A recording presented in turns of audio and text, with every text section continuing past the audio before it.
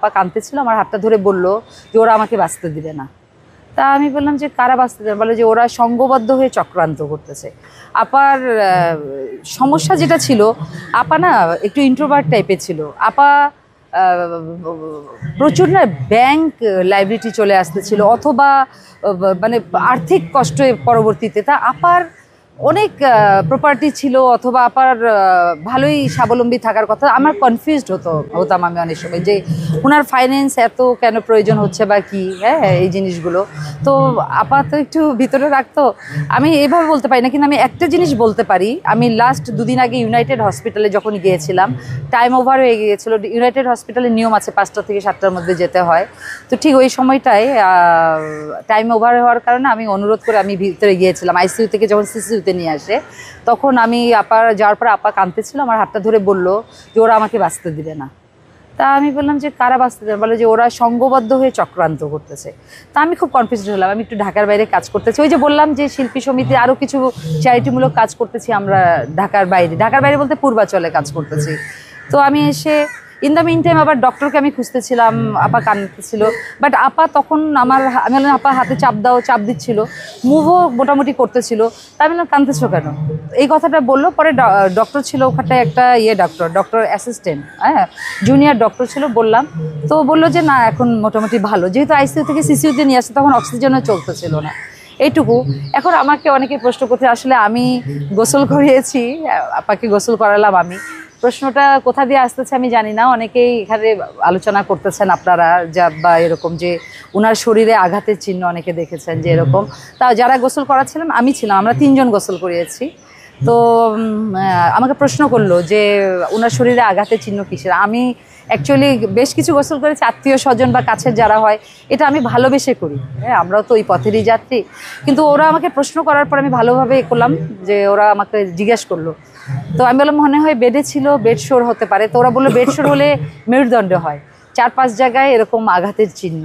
তো অ্যাকচুয়ালি আমি তো প্রশ্ন করলাম, জিজ্ঞাসা করলাম, তার পারিবারিক যারা আছেন কেউ কিছু বলতে পারতেছে না, উপরে আল্লাহই ভালো জানেন।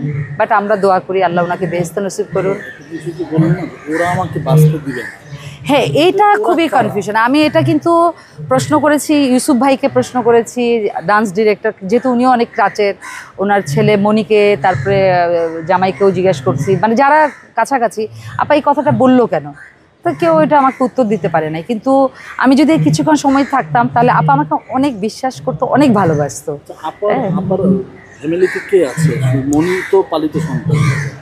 পালিত সন্তান, বাট আপা অনেক ভালোবাসতো, ওকে নিয়ে চিন্তা করতো না। আপার বাসায় থাকতো, আপা থাকতো, আপার ড্রাইভার থাকতো, কাজের মহিলা নিকেতনের বাসায়। আপা তো আগে ছিল উত্তরখানে, ওখান থেকে এসে এখানটায় থাকতো। আপার সবচেয়ে আমি যেটা ভালো লাগতেছে, আপার যে মেয়ের জামাই, সবাই বলতেছে পালিত, আসলে পালিত কি জানি না। আমরা তো অনেকে সুসন্তানে যে কুসন্তানও দেখছি অনেকেতে।